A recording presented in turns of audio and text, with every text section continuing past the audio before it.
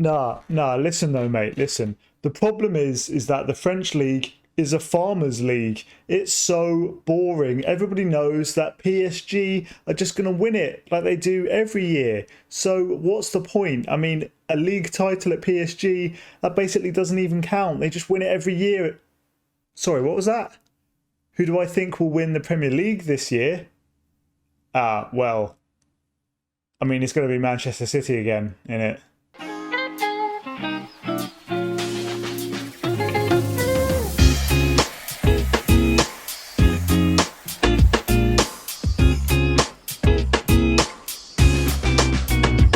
You know, I remember a time where fans of the Premier League would turn their nose up at other leagues across Europe for their perceived lack of competition and unpredictability. At the end of the 2019-2020 season, Celtic had just won the Scottish First Division an historic 9 times in a row. Juventus had just won Serie A for their 9th time in a row.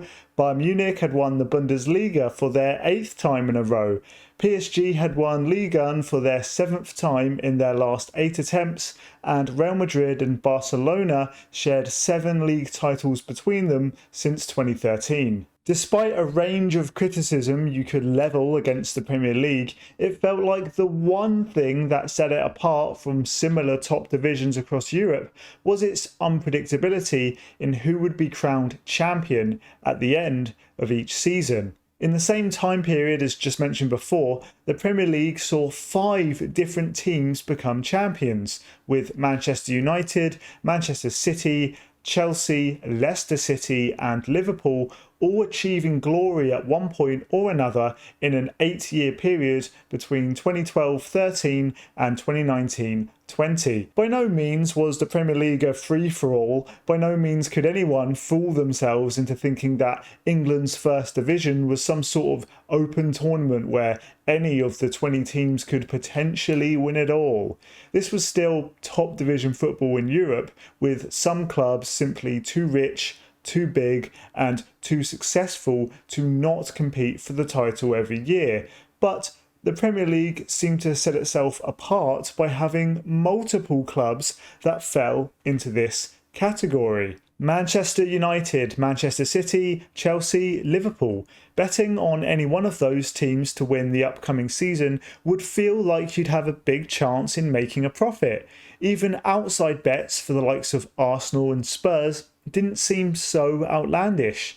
Who knows if we look even further down the table? West Ham, Everton, huge outsiders of course, but I mean, hey, Leicester City won it all in 2015-16. All bets are off. The start of a new Premier League season had this scintillating air of possibility and excitement surrounding it. Would Manchester United return to the big time? They do have the money. Liverpool are looking transformed under Jurgen Klopp. Manchester City are turning into a machine under Pep Guardiola. Chelsea have a history of just finding ways to win. Debates could rage on in pubs and social clubs across the country about whose year it will be this year. It's the Premier League, baby. Isn't this great? We're the best league in the world for this very reason. You wouldn't catch our league having a 7-in-a-row winner, 8-in-a-row winner, 9-in-a-row winner. Nah, we're different. The 2022-23 season has concluded and Manchester City are crowned champions yet again. They have won 3 on the bounce and 5 of their last 6. They are overwhelming favourites to make it 6 of their last 7 as the 2023-24 season is about to begin. The one thing the Premier League could boldly claim it had over all the other leagues, the reason for its superiority, the cause of its unrivaled excitement and unmitigated success, is slowly but surely starting to slip. The rest of Europe would probably love to take this opportunity to glance over at us and give us as good as they once got. Who's the Farmers League now then? Unfortunately, the picture across Europe is mostly still all too familiar. The landscape of footballing competition across Europe's elite divisions is broken, and there's no other way of putting it. Manchester City are champions of England. Celtic have won it again in Scotland.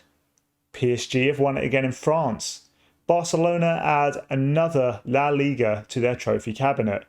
Bayern Munich have just won the Bundesliga for their 11th time in a row. Let's look outside the top 5 leagues and cast our eyes elsewhere across Europe. Red Bull Salzburg have won the Austrian First Division for their 10th time in a row. Add the trophy to the pile along with their 16 previous ones. Benfica have won again in Portugal. Add this Portuguese title to the 37 others currently in their trophy cabinet. A single team, or if you're lucky, maybe 2 teams, dominating a domestic first division for the best part of a decade or more is seemingly an endemic all over Europe. No matter where you look, it seems like the story is mostly the same, which makes it ever more confusing that there doesn't really seem to be any sense of a through line between all the examples. Initially, your mind may jump to state ownership. The likes of PSG and Manchester City were nowhere near as dominant as they have been since their respective Middle Eastern majority takeovers. The influx of cash, whether by legal means or not, has of course propelled these clubs into powerhouses, able to not only financially compete with the historic big boys, but to also dominate them season after season. But unfortunately, a global ban on state-owned football clubs isn't the easy one-stop solution to this. The Bundesliga implements a strict 50+1 ruling which states that each team must be majority owned and controlled by its own voting members, leaving no room for a majority takeover, Middle Eastern, American, Asian or otherwise. And yet, somewhat maybe even quite ironically, the Bundesliga is arguably the most predictable out of any league in Europe when it comes to predicting who will be sat atop of the table at the end of each season. Bayern Munich are not owned by a rich oligarch, a Middle Eastern prince or a billionaire businessman, and yet they still have the biggest stranglehold on their domestic league than anyone else across Europe. A study by Stefan Semensky, co-author of Soccernomics, which looked at a decade of Premier League results, determines that the correlation between the team's total wage expenditure and the position they finished in the table at the end of any given season was around 90%. It's obvious to all that the reason why the familiar faces across Europe manage to win time and time again over the course of a season is because they have the most money. Despite all of the romanticism in football, if you look at the numbers and statistics, the one thing that's clear is that in the vast majority of cases, players transfer from one club to another to be paid more. The number one reason for a player wanting out of one club and into another is because that's where the pay rise is. I think the prevalence and efficiency of all these recent Saudi league transfers make it clear as day. And if you're a football club that has the most money, you can spend the most money on player and managerial wages. And if you can spend the most money on player and managerial wages, no matter your size, history, or questionably ethical ownership, the best players and managers in the world will want to come to your club. And if you have all the best footballing talent in your club, 90% of the time, you will win the league. It may seem reductive, it may seem pessimistic, and it may seem simplistic to say, but it's true. If there is a correlation between all the teams who dominate their domestic league year after year, it's that they have some of the highest wage bills in the league. Wage expenditures in football aren't publicly disclosed every season, so there's a lot of guesswork, estimation and insider knowledge at play here. It gets a little sticky, but let me explain before I give you the numbers. Football Statistic Database, FBref, works with a company called Capology to produce a wage bill figure for each club in the top 5 first divisions across Europe. As said, player wages are not disclosed publicly, so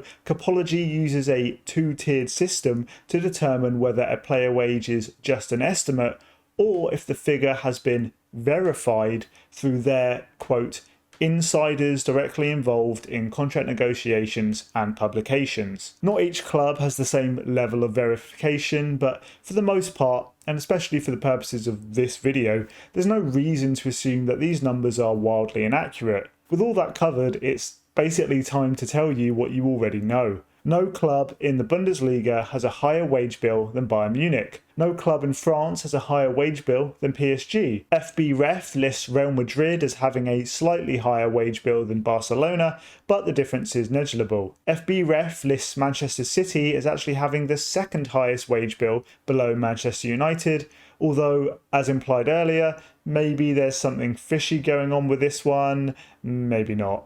Either way, it's clear. Every one of these teams has either the biggest wage bill or are in the top two for their corresponding leagues. There is a direct correlation between wage bill expenditure and final league position, so when it's all laid out like this, maybe it's not in any way surprising that we see the same teams dominate time and time again. Which neatly leads me on to talking about Italy. Serie A used to be synonymous with Juventus domination. Between 2011 and 2020, the side based in Turin won the Scudetto 9 times in a row. But since the end of the 2019-20 season, Serie A has had a mini renaissance in the diversity of its winners. In the past 3 seasons, Italy has crowned 3 different champions of its domestic league in Inter, Milan, and just recently, Napoli. Serie A feels fresh again, and it feels like it's turned a corner after a near decade of Juventus domination. Where you'd once lump the Italian First Division in with the likes of France or Germany for being the league that feels over before it's even really begun, Serie A now feels unpredictable, exciting and chaotic. I'd love to sit here and tell you that this was all planned by the Italian Federation and those in charge of Serie A. It would have been much easier to have titled this video "The 5-Step Plan Serie A Took to End the Juventus Dominance," but in reality, I think that this new wave of serious competition for the title each season has mostly come about through some luck and happenstance. A check at the wage leaderboard shows that, to no surprise, Juventus have the highest wage bill in the league and therefore should most likely win the league in any given season. However, Juventus are just a total mess, aren't they? If they're not throwing their money away on ludicrous contracts for some very high-profile but underperforming players in the likes of Vlahovic, Paul Pogba, and dare I say it, Cristiano Ronaldo, then they're busy paying fines and suffering points deductions as their board resigns en masse to battle allegations of fraudulent accounting. An eventual 10-point deduction meant that Juventus will miss out on any Champions League or Europa League revenue next season, and it leaves the door open for others in Italy to compete. Going back to the wage table in Serie A, the difference between Juventus, the highest wage bill, and Inter, the second highest wage bill, is around €30 million. The gap between Inter in second and Roma in third is around €40 million. The difference between Roma in third and Milan in fourth is even less, and the difference between Milan in fourth and current Serie A champions Napoli in fifth is even closer still. Through a lucky concoction of Juventus incompetency and no other major Serie A club having the infrastructure, revenue streams, strategic foresight and financial capacity to take their place, the Italian First Division, not despite its league-wide financial woes, but genuinely because of them, now finds itself in an exciting position with minimal parity in the wealth of its big clubs. In fact, if we take this theory and apply it across the other big 4 leagues, we can see a similar picture. Before Manchester City's dominance, the Premier League was seen as one of the most unpredictable leagues in Europe, and the wage table shows why. The difference between Manchester United in first and Manchester City in second is only £30 million. The difference in wage bills between the entire top 6 is extremely small, especially when compared to the likes of France and Germany. If we look at France and Germany, the 2 leagues who I'd argue are dominated the most by their biggest club, we can see the difference. In the Bundesliga, Bayern Munich's wage bill is more than double that of Borussia Dortmund. The fact that Dortmund ran them all the way to the final day of the season this year is nothing short of a miracle. Looking further down the table, the difference in wage bills become even greater, with 4th place Bayer Leverkusen having a wage bill 4.5 times as small as Bayern Munich's. In France, the money table genuinely looks like it's verging on parody. PSG's annual wage bill is estimated to be over 5 times higher than Marseille in second place. And this only gets worse the further down the table we look. If Dortmund running Bayern to the final day this season was a minor miracle, then Lille winning Ligue 1 in the 2020-21 season must have been a divine act of God. So if the issue is that certain clubs have simply financially outgrown their domestic leagues, then how about we take all of these powerhouse clubs from across Europe and we put them into their own separate league? I don't know, maybe we could call it the European Big Teams League, or the European Extraordinary League, the European Superb League. I don't know, I mean, they can work on the name. Apart from the fact that a European Super League has seemingly very little support from football fans anywhere in Europe, even from those who are supporters of clubs who you may think would benefit from such an endeavour, I'm not sure that a European Super League would fix European football's predictability in any way regardless. First and foremost, not all potential Super League clubs are the same level of super. If we look at the list of clubs who all initially signed up to Florentino Perez's wild ride back in April 2021, we can see that despite all of these clubs arbitrarily being labelled as super, they are not all the same. Milan's wage bill is almost 3 times lower than Manchester United's. Spurs' wage bill is almost 3 times lower than Real Madrid's. Wouldn't pulling all these clubs into their own Super League just form a mini Super League within a Super League, where Manchester United, Manchester City, Real Madrid and Barcelona just outspend all the others and we're no better off from a competition standpoint? And what about the leagues these teams leave behind? If the Big Six were to go from the Premier League, for example, then who's to say that the league just simply wouldn't be dominated by the biggest and most well-supported mid-table sides? The top 6 are gone, but that would probably just leave you with Newcastle or Aston Villa dominating England year after year. Look, the fact is that the big teams with the big players and the big name managers win the most. And the teams that win the most bring in the most fans and the biggest sponsors and the biggest revenue streams. The teams with the biggest revenue streams then go on and sign all the best players, which leads them to having more support, more interest from sponsors, higher revenue streams, and the cycle continues. We've seen it with the likes of PSG and Manchester City. If Newcastle or Aston Villa no longer have a big 6 to compete with, what's to stop them from exploding into the biggest teams in England and dominating year after year, just like we have already? Even if you were to somehow guarantee a fairer and less predictable competition, no one wants it anyway. I have covered the Super League in further depth in this video if you wish to know my thoughts, but to put it succinctly, the whole idea whiffs of elitism and bias. Who's to say what makes a club super? If I had written this video midway through 2020, I'd be saying that Juventus had outgrown Serie A after they won 9 times in a row. But 3 years on, Juventus aren't even making it to the Europa League. Things can change in football without the need to dismantle European football as we know it. So what's next? Transfer caps and wage caps? Some sort of ruling in place to stop the richest clubs getting too rich and pulling themselves away from the pack. On some level, this already happens. UEFA already enforces financial fair play, a system designed to ensure that clubs can only spend an amount in proportion to the revenue they generate, even if there's a question mark regarding if a familiar club is adhering to it fairly. In Spain, La Liga are much tighter on their enforcement of UEFA's financial fair play by ensuring that all clubs abide within FFP before a season begins. The Premier League, for example, reviews a club's finances in relation to FFP after a 3-year period. This is why Barcelona are pulling levers every 5 minutes in a desperate attempt to register new players, and Manchester City have been allowed to do whatever they want before being hit with FFP breaches by the Premier League 3 years on. It's feasible that FFP could be tightened even further. It could be adjusted so that clubs not only must spend within their means, but also so that clubs could only spend up to a certain threshold regardless of their means. But there are two problems with this. Firstly, there's a question mark over whether any further tightening of financial fair play would be compatible with EU law. The EU has labour laws regarding labour rights and laws about fair competition.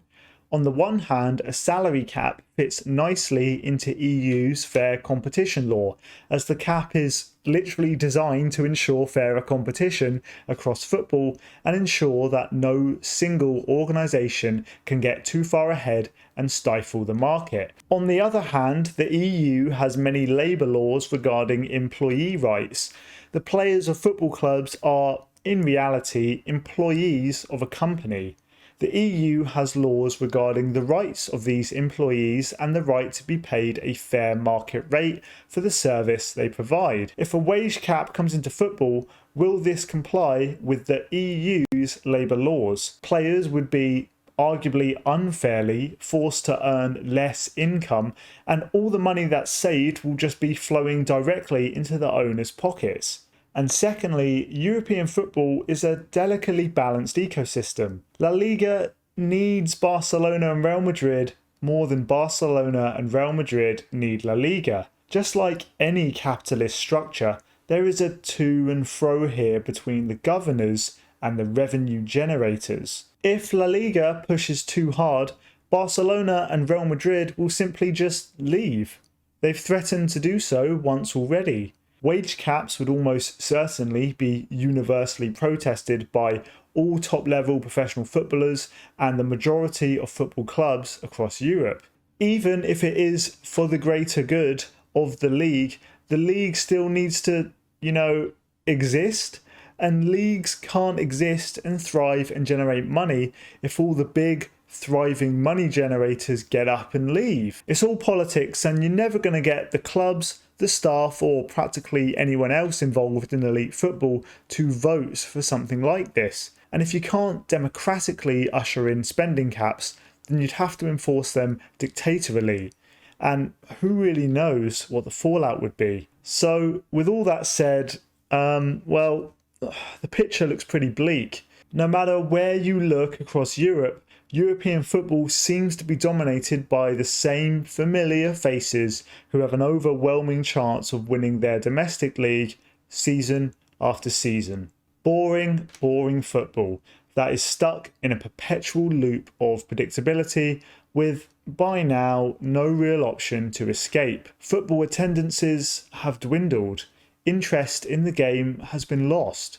Fans have moved on to more exciting and unpredictable sports with fairer league systems. Football is dead, but hey, at least it was fun while it lasted.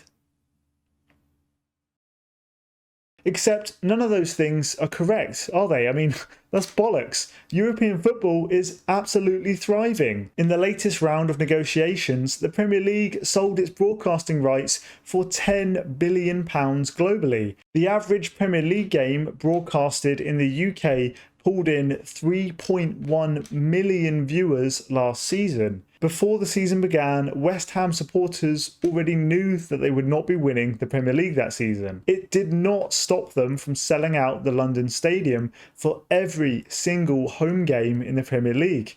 In fact, despite a cost of living crisis, rising travel and ticket prices, and a competition that has been dominated 3 years on the bounce by Manchester City, no Premier League side's average attendance was below 90% of their stadium capacity. No team has won the Bundesliga aside from Bayern Munich for 11 straight years, and Borussia Dortmund are still the best supported club in Germany. Dortmund's average attendance across the season, and to reiterate, this is not the best attendance but simply their average, is a staggering 81,000. Like with West Ham, even if you look beyond title contenders, it's the same story. FC Cologne's average attendance across the 2022-23 Bundesliga season was 99.5% of their total capacity. Cologne finished in 11th that season. Despite Bayern winning 11 in a row, the Bundesliga has the highest attendances in the world across a league average. And it's the same story in Spain and in France and in Italy. Teams like Marseille and Rennes all average attendances of over 90% of their potential total capacity across last season. On paper, European football being predictable and imbalanced seems like it should have an adverse effect in relation to the public's interest in the sport. In reality, it couldn't be anything further from the truth. Man City, being the overwhelming favourites, will not stop Crystal Palace fans from selling out Selhurst Park. La Liga has been nothing but a constant two-horse race for ages now, and that has not stopped Real Betis or Athletic Bilbao from being two of the best attended clubs in the league. There is just simply more to football than the question of who will be top of the table come late May. Much more. A league system featuring relegation and qualification spots for 3 separate European competitions plays its part. With the threat of relegation and the invention of the Europa League and more recently the Europa Conference League, at the tail end of any given season, there's a high likelihood your team will be playing for something. We've seen great scenes of celebrations from fans of Roma and West Ham for winning the Conference League in the past couple of seasons, and we've seen celebrations from Aston Villa fans following the end of the 2022-23 season, which saw them simply qualify for the Conference League. We've seen the jubilant scenes from Everton fans recently as they beat the drop. But as already stated, even if teams find themselves consistently in the apocalyptic wasteland known as mid-table, it doesn't seem to have any effect on their level of interest or support. Football is just simply much more than final positions in a table, a battle to beat the drop, or a race for Europe. Football is community, football is rivalries. Football is sometimes just football. Not every 90 minutes must be viewed through a lens regarding what it will all mean to the final table come the end of a season. There is just as much of a reason to go and watch the football to be part of an atmosphere, to feel part of a community, to admire some of the best athletes in the world performing at an elite level, and to just watch the ball fly into the back of the net. In fact, I'd argue that those reasons are much more of a factor that determines viewing figures and attendance numbers over the potential drama of a title race. Despite what Florentino Perez wants to sell you, European football is in no danger of losing its time in the spotlight and is in no danger of its interest from the public waning. If the numbers are anything to go by, it's the exact opposite. When the Premier League enter their next round of TV broadcasting negotiations, every metric points towards a high likelihood that the deal will be worth even more than the £10 billion recently signed. UEFA have just invented a third-tier European competition, and the wider footballing world has absolutely lapped it up and totally embraced it. European football is broken, and I'm happy to say that with confidence. Certain teams across Europe and even beyond have gotten so big and so profitable and so stuffed with revenue streams and cash that their competitors have totally lost the ability to routinely compete. Football cannot sit on its hands and at least not explore potential routes in curtailing this issue from getting even further out of hand, even if it seems like no solution will be perfect for everyone and keeps everyone happy. Regardless, European football is undoubtedly in a very good position, lack of competitive and interesting title races or otherwise. Football is not a reality TV show and it's not a soap drama. Football doesn't need to end each weekend on a cliffhanger or to end each episode with a reminder to tune in next time to find out where this all might go. Fans across the continent flood to the grounds and turn on their televisions to watch the football week in and week out for a myriad of reasons beyond title race drama. So yes, European football is broken. But who even cares?